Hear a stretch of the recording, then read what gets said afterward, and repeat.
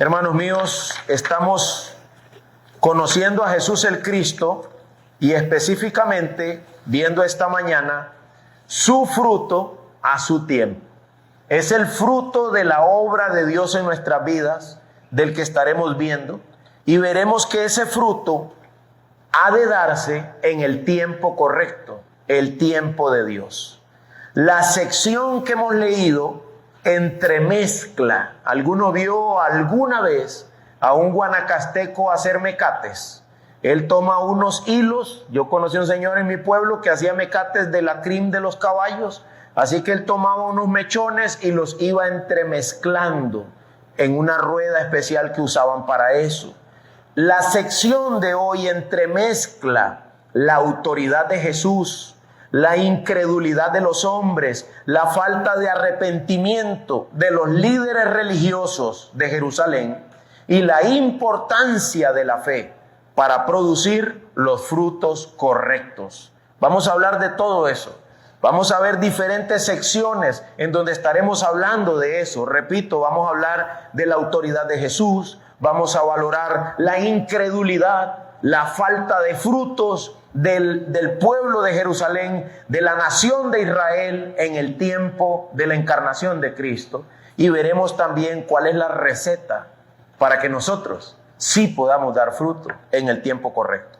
Todo esto ocurre en torno a una planta de higuera que llevó la maldición de Cristo por no tener el fruto en el tiempo correcto. Las hojas de la planta demostraban, según aquel territorio, que la planta debía tener fruto. Así que Jesús, teniendo hambre, fue y la rebuscó para encontrar el fruto a su tiempo. Y lo único que encontró fue hojarasca. Lo único que encontró fue una planta sin nada, con apariencia de piedad, diríamos, con apariencia de estar verde y sanita, pero no tenía nada que pudiese sustentar a Jesús, nada que le diera satisfacción a Cristo. A esta planta le pasó lo de aquel rey pagano, Mené, Tekel, Uparsin. Has sido pesado y fuiste hallado falto. No pesabas lo que se supone que debías pesar. Así que vamos a examinar todo esto iniciando con este subtítulo: la búsqueda que Jesús hace del fruto esperado. Veámoslo ahí en Mateo 21, 18 al 20 más o menos. Por la mañana, recuerden que Jesús ya entró a Jerusalén, recuerden que se fue a hospedar a una ciudad y cuando regresaba, dice el verso 18, por la mañana, cuando regresaba a la ciudad, Jesús tuvo hambre. Y al ver la higuera junto al camino, se acercó a ella, pero no halló nada en ella, sino solo hojas. Y le dijo, es interesante el énfasis que hay que hacer en español para expresar lo que Jesús dijo en griego: nunca jamás brote fruto de ti. Si usted pone eso en español, la computadora lo corrige y dice que hay que decir nunca o jamás, pero no las dos cosas. Pero las dos cosas en español muestran el énfasis de las palabras de Cristo: nunca jamás brote fruto de ti. ¡Wow! Esas son palabras de autoridad de una manera increíble. Nunca más vuelvas a dar fruto. Y al instante se secó la higuera. Sobre las palabras de Cristo, la higuera hizo así y se murió. Una planta que daba higos acaba de fallecer por la palabra autoritativa de Cristo. Jesús, el Señor, Dios mismo hecho carne, habitando entre nosotros. Sin duda, dice el verso 20, los discípulos se maravillaron al ver esto y decían: ¿cómo es que la higuera se secó al instante? ¿Cómo pudo haber ocurrido eso? Hermanos míos, Jesús busca los frutos justamente en una región conocida como la ciudad de los frutos, de los higos no maduros. ¿Se acuerdan? En Betfagé, en lo que pertenece a Jerusalén, dentro de Jerusalén, pero Betfagé era, les dije yo, un presagio. Betfagé era el primer pueblo que ya pertenecía a Jerusalén. El primer barrio, diríamos nosotros, donde ya usted entra a Jerusalén. Y Betfagé significa ciudad de los higos no maduros, los higos que no están a tiempo, el fruto que no está ahí para el Señor. Y el Señor vuelve el otro día en la mañana y una planta de higuera se llevó toda la culpa, ¿verdad? Una planta de higuera llena de hojas. Jesús la visualiza y dice, vamos para acá a revisarla, a coger el fruto. No hay fruto. Entonces queda bajo maldición. Nunca más darás fruto. Y de inmediato la planta se secó. Así que, hermanos míos, el escenario que se nos presenta inicia con un sentido de juicio y condenación. Juicio y condenación para la planta que está llena, sí, pero de hojas, no de frutos. Y lo que Jesús está buscando es los frutos. Hemos leído en Gálatas 5, manifiestos son los frutos del Espíritu, que son amor, gozo, paz, paciencia, benignidad, bondad, fe, mansedumbre, templanza. Manifiestos son los frutos del Espíritu. Así que Jesús ha buscado fruto en una planta y esta planta no tiene nada que ofrecerle al Señor. ¿Por qué Jesús hace eso, hermanos? Dice el Salmo 24:1, escuche esto: del Señor es la tierra y todo lo que hay en ella, el mundo y los que en él habitan. Si hay alguien que tiene la autoridad para buscar el fruto, cuando se supone que el fruto debe estar, es Cristo. Si hay alguien que ha sido facultado para llamar a juicio todas las cosas, para traerlas delante de Él y revisarlas, es Cristo. Y ahora déjame decir algo de una vez. Si hay alguien ante el cual yo debo dar un fruto, es ante Él mismo. Debo estar sumamente interesado en ser hallado con el peso correcto y con las frutas correctas para nuestro Señor y Salvador. Ahora, ¿qué le pasó a la higuera? Después del juicio de Cristo, de inmediato se murió. Sí, tal como la Biblia dice, cito para ti Deuteronomios 32:39. Vean ahora que yo soy el Señor y fuera de mí no hay Dios. Yo hago morir y hago vivir. Yo hago morir y hago vivir. Yo hiero y yo sano. Y no hay quien pueda librar de mi mano. Deuteronomios 32:39. Yo hago morir y yo hago vivir. Y no hay quien pueda librar de mi mano. Cuando el Señor se le acercó a esa higuera, yo no soy la higuera, pero supongo que esa higuera tembló. Cuando la mano del Señor, dueño del universo, pasó sobre ella así, corrió la hojarasca buscando el fruto, y le vuelve a hacer así, no hay fruto. Esa planta queda bajo maldición de inmediato. Ella tenía que tener lo que el Señor necesitaba. Pero ¿qué autoridad es esta? Dirían los hombres que estaban con Jesús, ¿y cómo es que hace estas cosas? La planta tiene que tener la fruta. Hermano, si usted va a buscar mangos en esta época, no hay. Y el mango diría, ¿y qué importa? ¿Por qué tengo que tener mango yo para ti en esta época? Echaré mangos en la época correcta si es que echo, si Dios me lo permite. Pero esta planta estaba ante el Señor, no estaba ante mí, no estaba ante ti, estaba ante el dueño de la tierra. Esta planta tenía que tener el fruto. Era la época, debía estar cargada de frutos. Y sin embargo, no había nada en ella. Sin duda, esta higuera sufrió las consecuencias de la ira de Dios sobre ella. Y fue ejemplo de la deidad de Cristo. Fue ejemplo de que Cristo es Dios. ¿Por qué? Porque solo Él puede buscar el fruto. Y si no lo encuentra, condenar esa planta. Solo Él condena. Solo Él da vida. Solo Él mata. Y no hay quien pueda librar de su mano. Lógicamente, esta experiencia está unida a más cosas. No termina ahí la historia sigue. Así que veamos la segunda sección. Ya vimos la primera. Jesús con su autoridad, buscando el fruto a su tiempo. Dice Jesús, ¿dónde está el fruto? Déjame ver qué ha pasado con esta planta. A ver dónde están los higos que ella debería tener. Tengo hambre, es hora del juicio. Es hora de ver qué tienes para mí. Ahora ven a la segunda parte. La fe es lo que permite lo imposible. ¿Y qué era lo imposible? Dar frutos. Los discípulos, recuerda, terminaron preguntándose, ¿qué es esto? ¿Cómo logra estas cosas? Jesús responde, verso 21, en verdad les digo que si tienen fe y no dudan, no solo harán lo de la higuera, sino que aun si dicen a este monte, quítate y échate al mar, así sucederá. Y todo lo que pidan en oración creyendo, lo recibirán. La fe es lo que permite hacer lo imposible. Jesús dice, no solo lo de la higuera podrán hacer si tienen fe. Hasta una montaña podrán arrancar y echarla en el mar. Hermanos míos, los evangelios utilizan las palabras de Cristo de manera enigmática. Es decir, en cierto sentido, no parece fácil entender lo que está diciendo.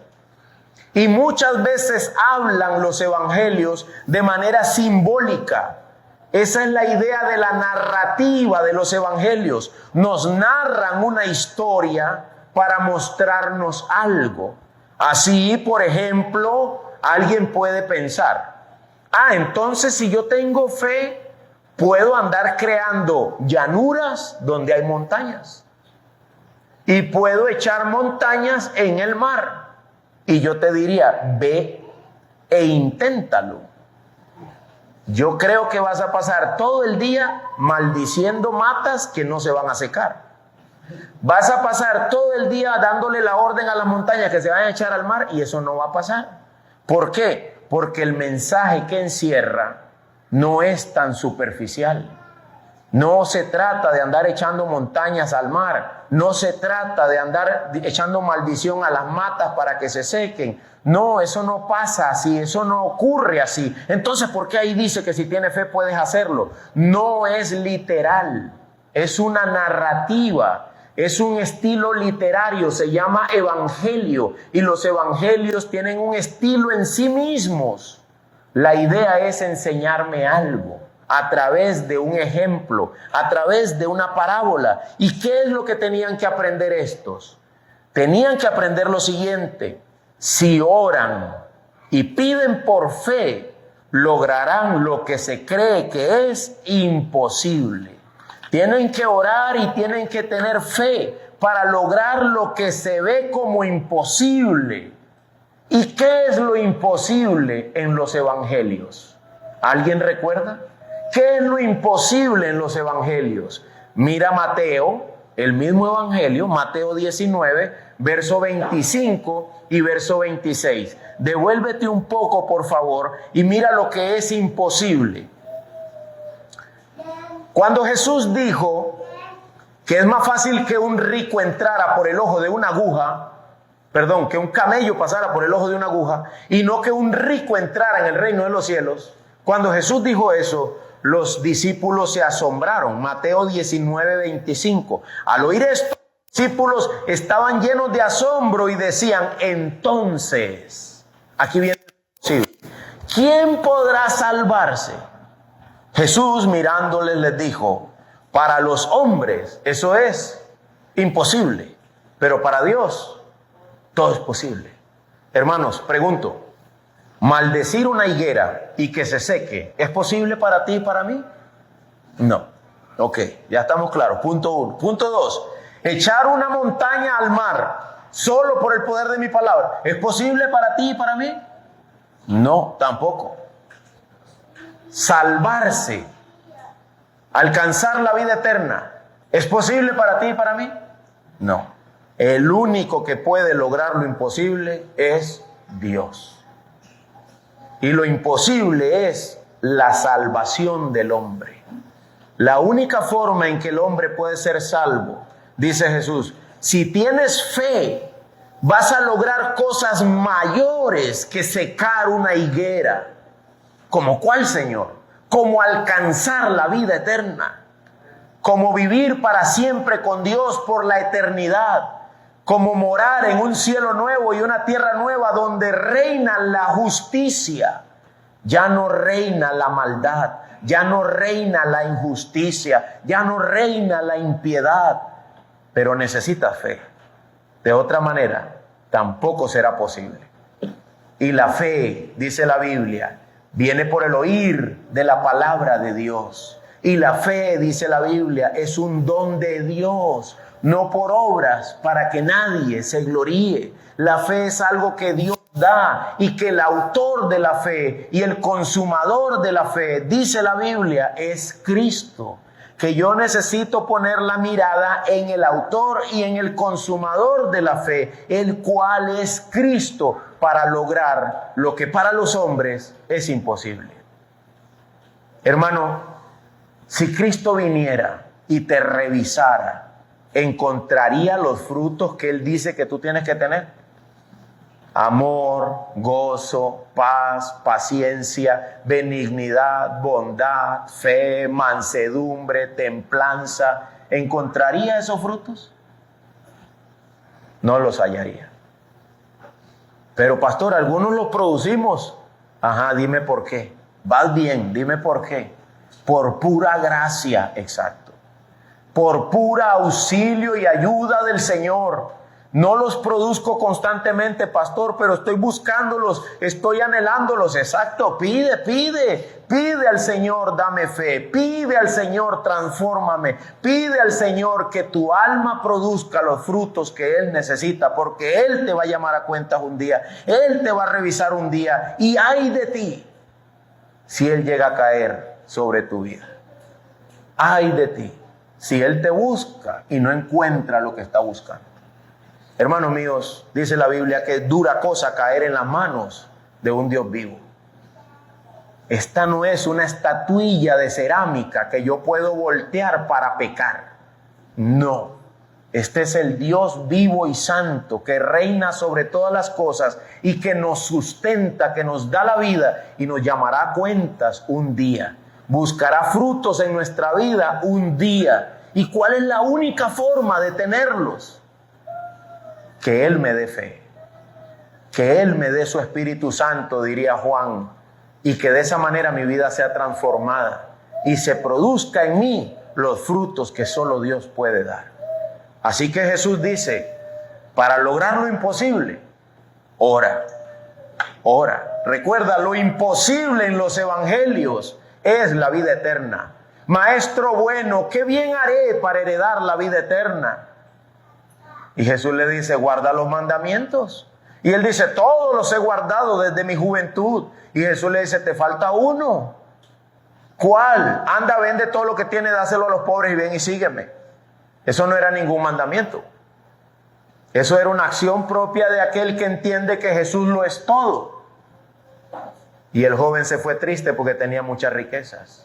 Hermanos míos, la salvación no es algo que los hombres puedan lograr por sus propios medios. Dar los frutos correctos para vida eterna no es algo que nosotros podamos lograr por nuestra propia fuerza. Estamos en eso de completamente dependientes de Dios. Bueno, en todo, pero eso como ninguna otra cosa. Es decir, si hay algo que cuesta, es vivir la vida que Dios manda. Es tener el fruto correcto que el Señor espera de nosotros. Eso solo se logra en dependencia del Espíritu Santo. Ahora vamos a la tercera parte del sermón. Los líderes incrédulos que no dan el fruto esperado. Esa es la tercera parte del sermón. Dice lo siguiente, verso 23. Cuando Jesús llegó al templo, Mateo 21, 23, cuando Jesús llegó al templo de Jerusalén, recuerda que Él se había tomado el templo.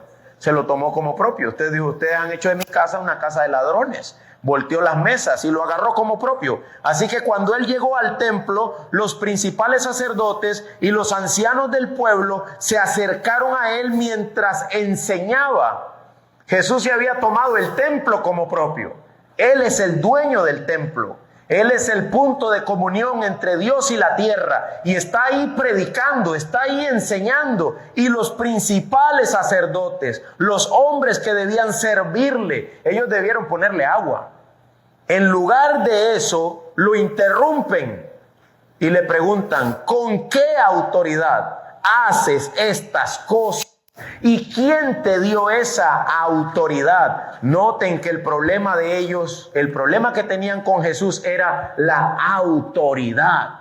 ¿Con qué autoridad? ¿Quién te dio la autoridad? Versículo 24. Y Jesús le respondió: yo también les haré una pregunta que si me la contestan, yo también les diré con qué autoridad hago estas cosas. ¿De dónde era el bautismo de Juan? ¿Del cielo o de los hombres?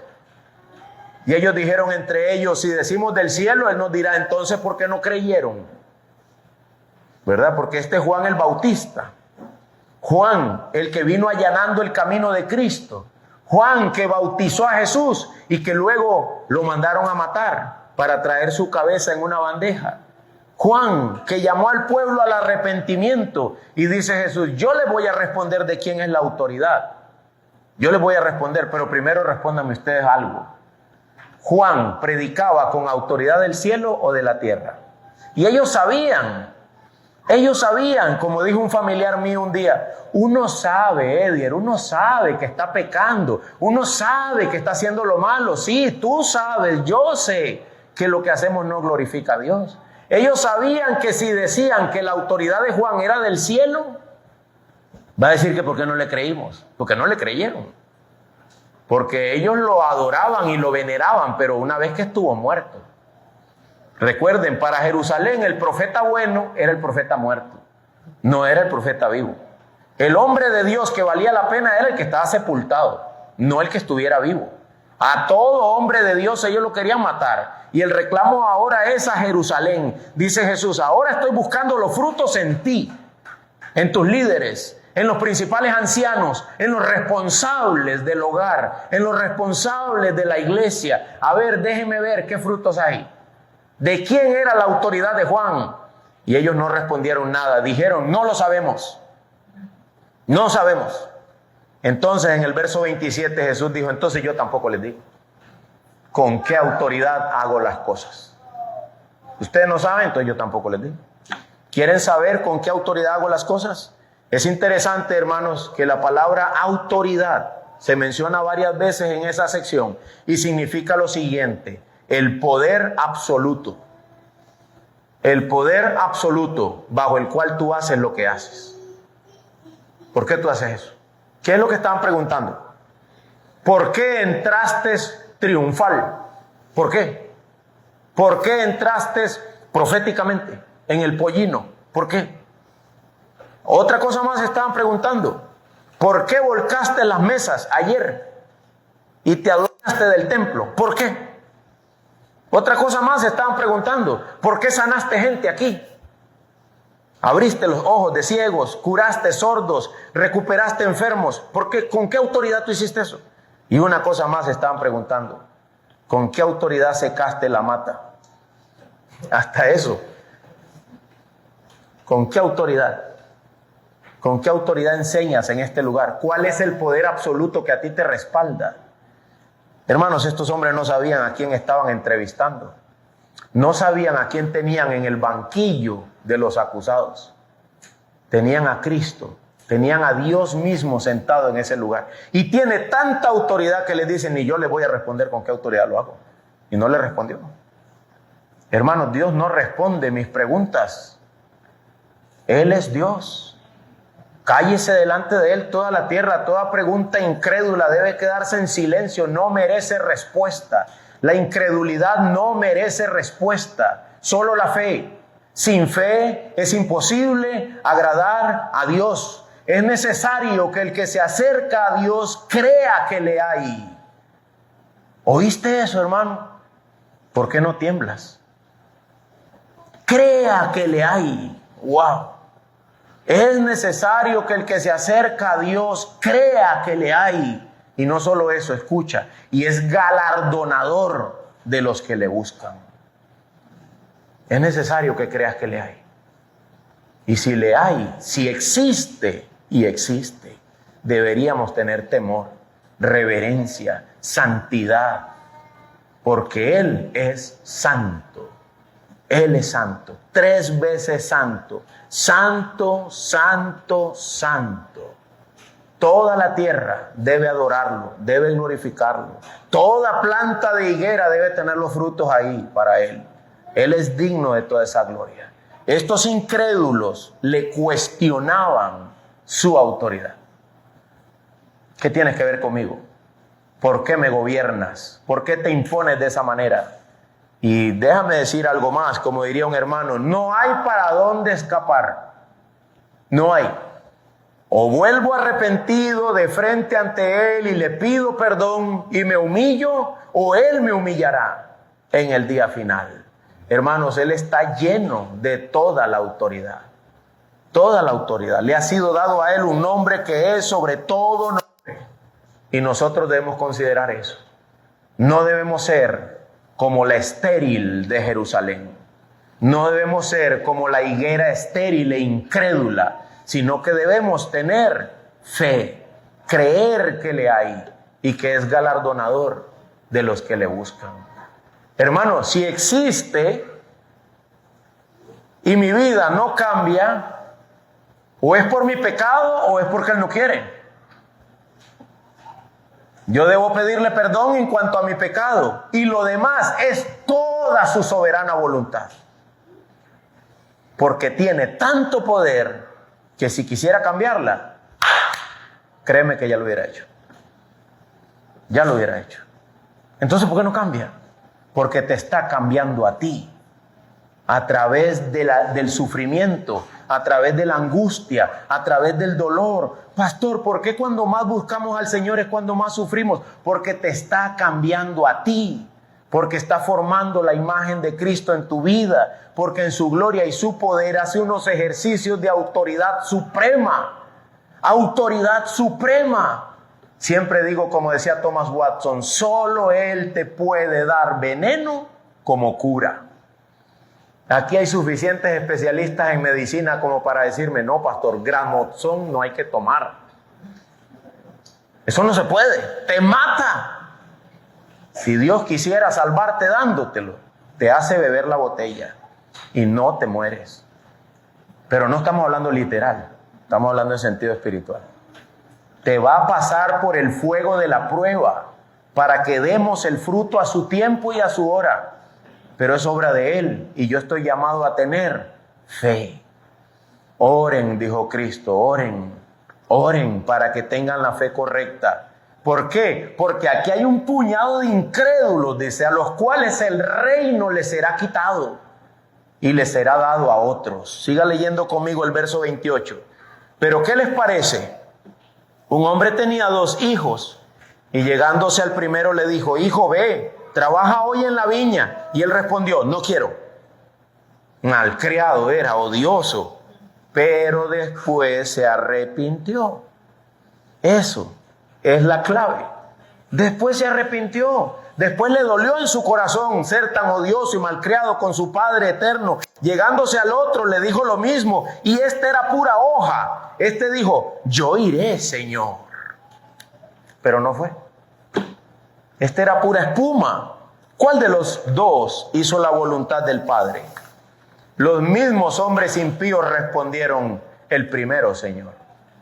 Sabían discernir la paja en el ojo del hermano, pero no sabían ver la viga que tenían en el propio.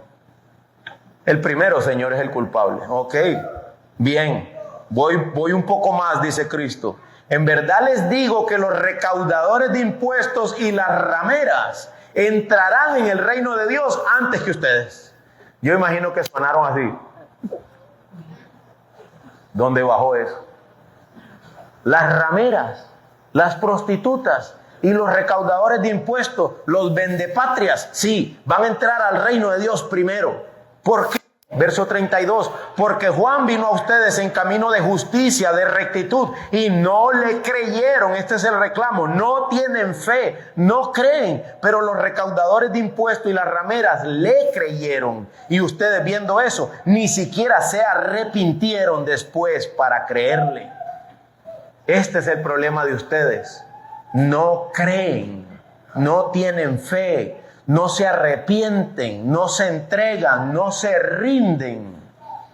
Siempre le digo a los hermanos en la fe, cuidémonos de entrar bien en la tierra prometida. ¿Qué significa eso? entra bien en el terreno del arrepentimiento. Hay personas que llegan así, ahí está la tierra prometida, aquí está la vida eterna y aquí está el portillo. Abrimos el portillo, lo destrancamos y ponemos una puntita del dedo gordo allá adentro. Y le decimos al Señor, ya estoy aquí, Señor, arrepentido. Dice el Señor, pero ¿por qué tan huraño? ¿Por qué tan arisco? ¿Por qué no entras bien a la tierra del arrepentimiento?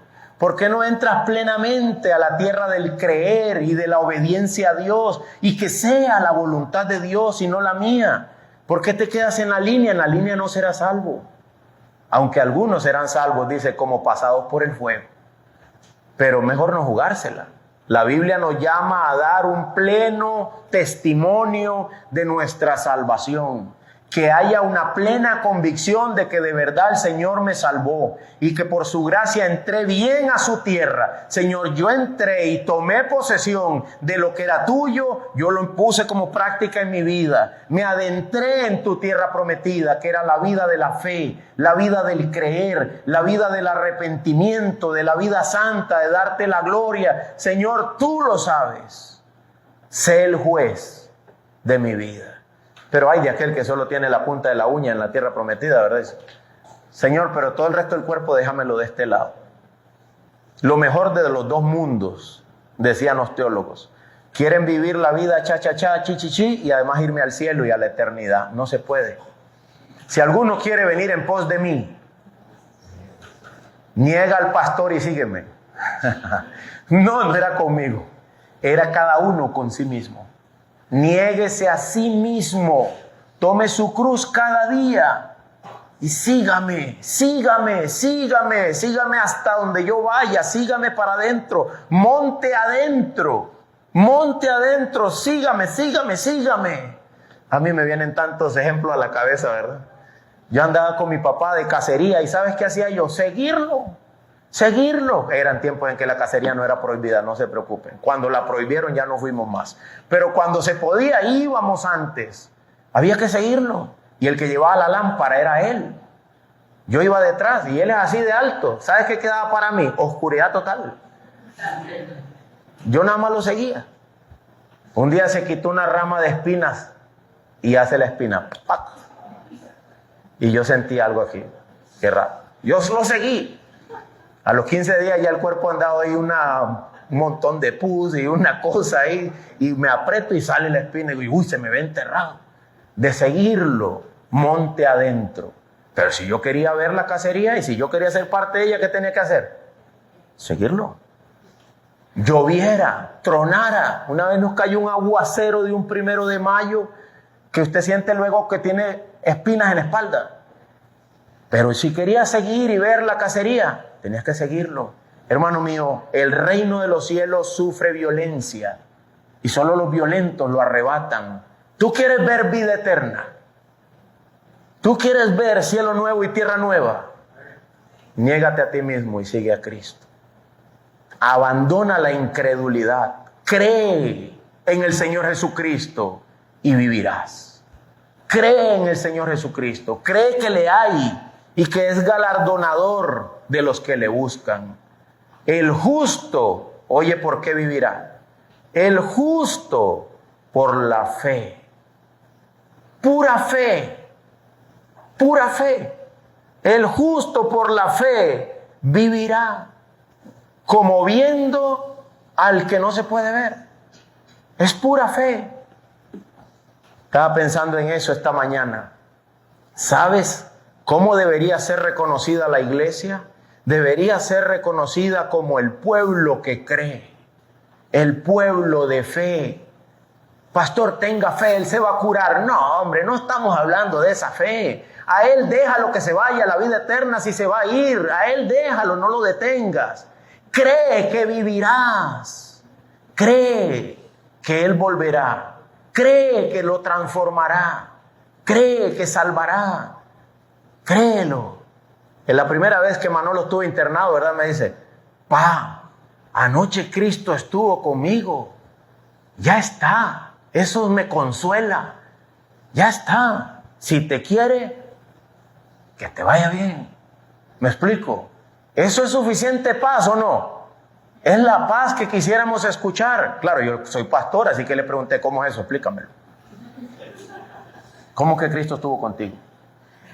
¿Ah? Porque no es que estabas alucinando.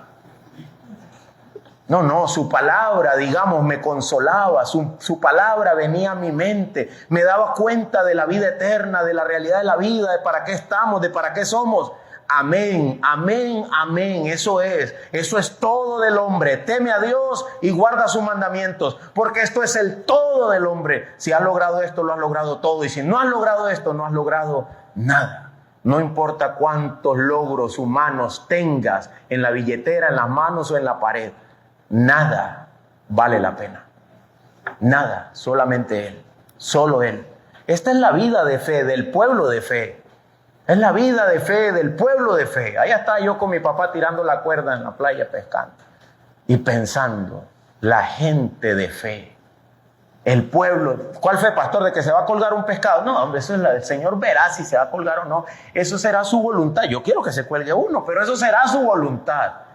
Estoy hablando de la fe, de la vida eterna. Estoy hablando de la gente que te muestra a Cristo. Los que te dicen, mira para allá. ¿A dónde? A la eternidad. A la eternidad. Solo allá hay consuelo. Solo allá hay paz. Solo allá hay descanso para el alma. Solo allá vivirás. Solo allá vivirás. Hermanos míos, tenemos que meditar en estas cosas. Porque esta gente por incrédula, mira lo que le pasó. Verso 33. Escuchen otra parábola. Había una vez un hacendado que plantó una viña y la cercó con un muro y cavó en ella un lagar y edificó una torre. La arrendó a unos labradores y se fue de viaje.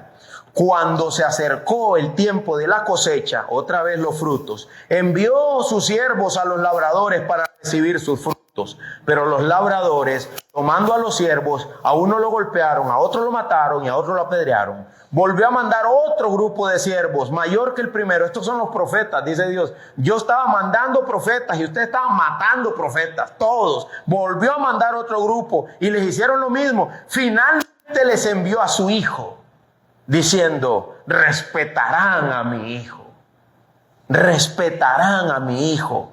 Pero cuando los labradores vieron al hijo, dijeron entre sí, este es el heredero.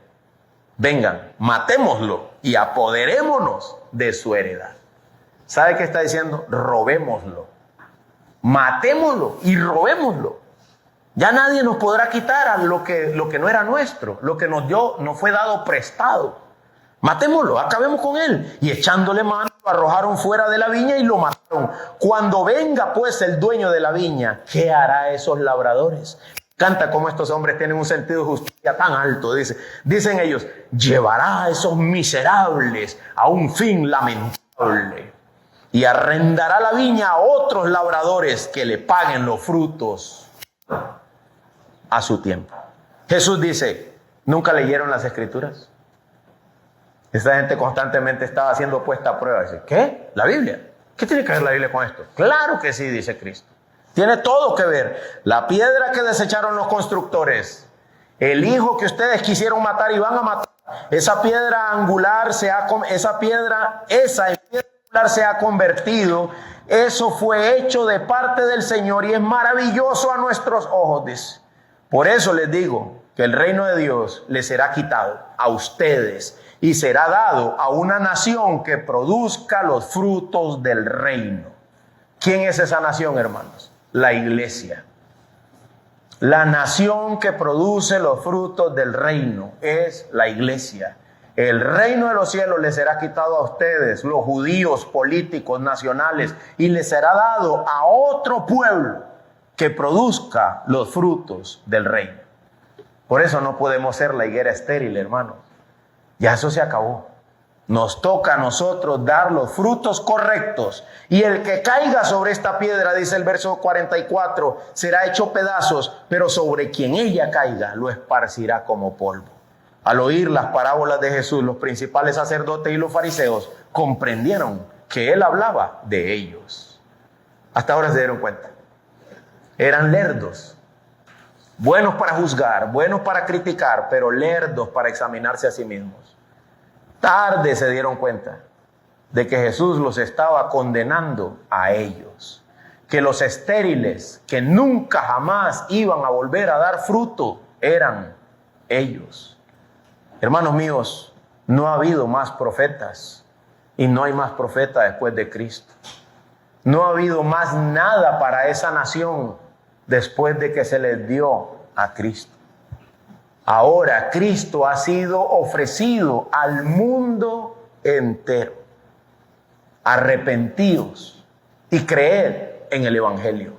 Arrepentíos y reconciliaos con Dios, como si Dios rogara por medio nuestro, dice Pablo. Les rogamos, reconcíliense con Dios. Vuelvan a Dios por medio de Cristo. Por eso es que nos llamamos cristianos. Hay que explicar a los cristianos por qué se llaman cristianos. Imagínate hasta dónde hemos llegado. ¿Qué le parece ya que hay que explicar a las enfermeras por qué se llaman enfermeras? Eso está bien, pastor, pero en el curso 001. Sí, pero imagínate cuando ya están en el hospital ahí, ya graduados. Explicarle al cirujano por qué eres el cirujano. Me muero. Donde oiga que le están explicando al cirujano, porque, y usted es cirujano por esto y esto y esto y para esto, y en el que no me opere él. A mí no me anestesien, suelten. Esto es muerte segura. Hermanos míos, si hay que explicarle a los cristianos por qué son cristianos, hasta dónde han caído, hasta dónde hemos caído, dónde están nuestros frutos. Somos propiedad de Cristo, somos el pueblo de fe, nos ha sido dada la vida eterna, hemos heredado las promesas, hemos sido llamados a ser parte de la herencia divina, todo por medio de Cristo. Solo a Cristo sea la gloria, solo a Él sea la honra, porque nos ha tomado en cuenta.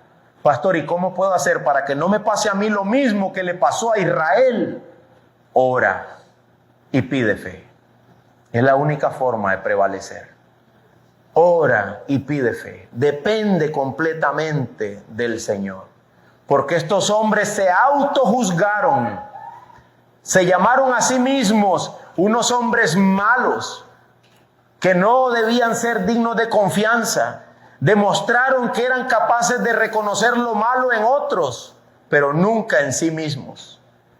Ellos mismos dieron la evidencia de que les faltaba el fruto y el respectivo juicio vino sobre ellos. Eran repugnantes, eran malvados, eran malignos. Debemos pensar en esto, hermanos. El reino de los cielos les será quitado. Nunca brotaría de ellos más fruto. Necesitamos ser el pueblo que depende de la fe. Necesitamos dar los frutos correctos. Preguntas para ir terminando. ¿Te visualizas a ti mismo, hermano mío, como un siervo de Dios? ¿Te ves a ti mismo como una persona que sirve al Señor? ¿O como qué? ¿Cómo nos vemos a nosotros mismos? A veces yo me tomo foto con los cabezales para vacilar a mi familia. Si yo me visualizo a mí como el gran trailero, el botón de la opción correcta sonaría ¡cuac!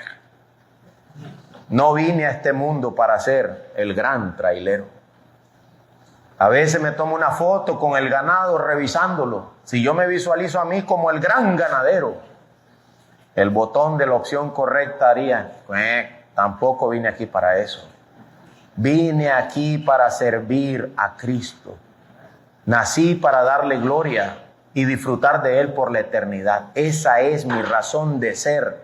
Necesito enfocarme en esto. Hermano mío, ¿te visualizas a ti mismo como un religioso correcto? Un religioso correcto, ¿cuál es? El que verdaderamente sigue la fe.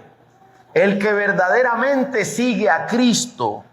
¿Te visualizas a ti mismo obediente a Él? ¿Te ves a ti mismo como un hombre de fe que proviene de Dios y que está volviendo a Dios? ¿Sabes que yo vengo de Dios y estoy volviendo a Dios? ¿Te ves a ti mismo desde esta perspectiva? ¿O te piensas a ti mismo como un hombre de ritual? Un hombre de mandamientos externos. ¿Vives la fe o vives las formas externas de la fe? ¿Te das cuenta que las apariencias externas no son suficientes? Nunca han sido suficientes. No fue la apariencia externa la que le demostró a Cristo que la planta era buena, sino que Él vino a buscar frutos. Las hojas no hicieron que Cristo pensara, esa está pura vida, esta está llena de frutos. No, Él metió la mano y buscó los frutos. Los sacerdotes, los escribas y los principales de Israel, esos en apariencia externa estaban sobrados. Hermanos, los sacerdotes andaban una placa aquí de oro que decía santidad a Jehová. Esos en apariencia eran asombrosos. Ver un sacerdote vestido, lee la Biblia y verás, un sacerdote vestido con toda su ropa era algo que uno decía, wow. Lino fino, resplandeciente, placas, cosas que le colgaban, adornos, campanillas, era una cosa que deslumbraba. Y Cristo dijo, este pueblo de labios me honra, su corazón está lejos de mí. La apariencia externa son expertos en ellas. La apariencia interna no me conocen, no me conocen. Hermanos, cuando nos bañamos y nos mudamos y nos vemos al espejo, asegurémonos que nuestra alma esté igual de limpia. Que mi mente, mi corazón le pertenezcan a Dios. Porque aunque esté limpio por fuera, puedo estar podrido por dentro. Aunque esté sentado aquí en las bancas del templo, podría estar yo camino al infierno. Asegurémonos de que no somos solamente hojarascas. Dice un teólogo del pasado, este marchitamiento de la higuera estéril representa el estado general de los hipócritas y nos enseña que Cristo espera el poder de la religión en aquellos que la profesan y el sabor de ella en aquellos que tienen la apariencia de la misma. Sus justas expectativas de los creyentes florecientes a menudo se ven frustradas y decepcionadas. Él viene a muchos buscando fruto y solo encuentra hojas. Matthew Henry, teólogo puritano. A menudo las cosas son pura apariencia, nada más, pura apariencia. Hermano mío, si tú dices, pastor, ¿usted de qué habla? Si usted es igual. Decía el canto, examíname, examíname, examíname. Hermanos, se trata a veces más de sinceridad que de fidelidad. Lamentablemente no somos tan fieles. Pero ¿qué desea tu alma? ¿Qué desea sinceramente? Pruébame, Señor. Examíname. ¿Y qué más dice tu alma? Dame, oh Dios, un corazón nuevo. ¿Qué más dice tu alma? Produce en mí, Señor, el fruto que solo tú puedes producir. Cristo dijo, eso, haz eso, ora por eso, pide eso. ¿Te acuerdas que había un fariseo, un líder religioso diciendo, te doy gracias, Señor, porque no soy como los demás? Y había otro que solo decía, sé propicio a mí, auxíliame, soy el pecador mismo, perdóname. Este salió justificado primero. Hermano mío, de esto se trata. Dame, Señor, un sentir de reconocimiento de mi pecado. Llévame a la reconciliación contigo, enséñame el camino, muéstramelo, no me dejes que me hunda, no me suelte demasiado, sosténgame en las alturas de un mundo caído, en las alturas de un mundo empedrado, los riscos, las montañas empinadas de las tierras bíblicas, dice el Señor, Él te sostendrá. Él te dará la capacidad de andar por ahí y no perder la vida. No quiere decir que vayas a pecar. Quiere decir que estamos en el mundo, pero no somos de este mundo. Y que debemos depender completamente de Él. Si estás sin fuerza, Él te dará fuerzas. Como un búfalo, dice. Si ocupas alas, Él te dará las alas para volar a la eternidad. Si ocupas que tu pie esté seguro sobre la roca como la cabra montés, dice el Señor, yo haré que te pares bien en un lugar bien escabroso donde cualquier otro caería. Es necesario que el que se acerca a Dios crea que le hay. Por eso cantamos, Él me sostendrá, Él me sostendrá, Él me sostendrá. Él puede hacerlo, Él puede hacerlo. Señor, yo no puedo si buscas en mí, es más, ni hojas yo creo que encontrarás. Pero tú puedes producir en mí, Señor, el fruto correcto. Hágalo, Señor. Dependo de eso. Mi vida depende de eso. Hermanos míos, esta es la vida eterna. Conocer a este que salva. Él dio su vida por nosotros. Él la entregó por nosotros. Decía mi esposa, amor, a partir de ahora Cristo está en Jerusalén. Correcto. A partir de ahora Cristo está en Jerusalén. ¿Y sabes cómo sale de Jerusalén? Hacia el monte, con una cruz encima, para dar su vida por su pueblo. El pueblo que Él dijo, a ellos les será dada ahora las promesas. Al pueblo que ha de heredar la vida eterna por pura fe. Me encanta cuando Pablo dice, es esperanza contra esperanza. Quiero leerte de nuevo Hebreos 11:6. Y sin fe es imposible agradar a Dios, porque es necesario que el que se acerca a Dios crea que Él existe y que recompensa a los que le buscan. Crea que Él existe y que recompensa a los que le buscan. Si yo intento mantener el control, me volveré loco. Es necesario que yo me acerque a Él y que crea que Él existe. Él tiene el control. Y Él sabrá levantar mi cabeza en el tiempo que Él tenga bien. Mientras tanto, descansaré en su poder y confiaré en su presencia. Y eso, por su gracia, producirá en mí el fruto al tiempo correcto. Oremos.